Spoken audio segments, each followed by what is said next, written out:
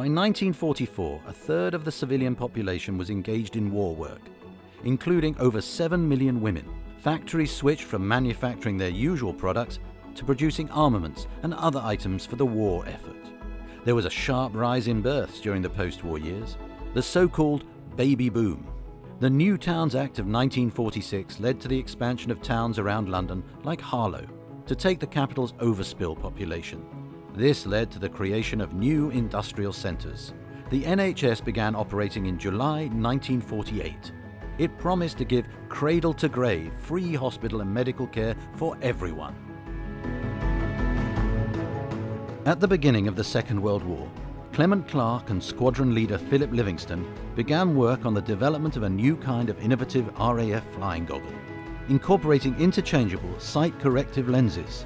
This Clement Clarke patented invention became known as the Mark IV. Livingston and Clarke developed further tests and equipment that would help retrain and correct the sight of competent pilots. Orthoptic testing was implemented by the RAF. Notably, the adoption of the synoptophore to help train and correct a pilot's defective vision. These changes in the medical selection process made it possible for the RAF to put forward 2,000 additional pilots for training duties, an increase of some 30 squadrons, which would have had an impact on the Battle of Britain and air supremacy during the conflict. Over 650,000 goggles were supplied to the RAF, making Clement Clarke Limited the largest contractor of sighted goggles during the Second World War. Following its success in development of the Mark IV flying goggle, the company was approached by the Air Ministry to manufacture the new E-type RAF oxygen mask for the rapidly expanding squadrons.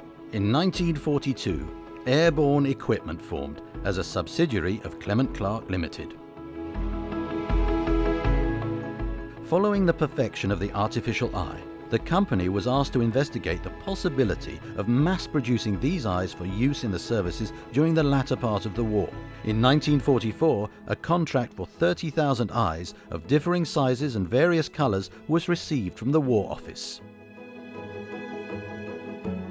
During the war, Clement took on the majority of the responsibility for the running of the company. Many of his staff were on active service, as were his sons, John and Alex. This burden took its toll on Clement's health, and he died suddenly in 1946. His death was met with great sadness by all who worked for him. His eldest son, Alex Clarke, became the company's new chairman. In 1947, Airborne Equipment changed its name, becoming AirMed Limited. This new name would later become synonymous with headset quality.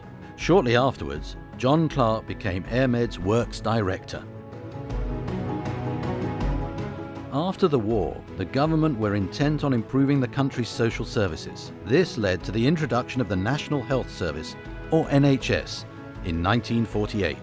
The proposed organisation of optical services was influenced by the experience gained in running the National Eye Service, an idea originally conceived and adopted by Clement Clarke during the 1920s. The company's first association with respiratory equipment came in the late 1940s with the development of an early inhaler.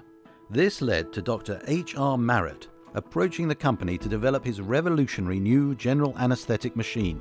The machine, known as the Marrett Head, recycled carbon dioxide, which was truly innovative, and an initial production run of machines were commissioned by the War Office. Having recognized the need for a portable anesthesia, Clement Clarke Limited worked with Lawrence A. Cox to develop the Airline inhaler.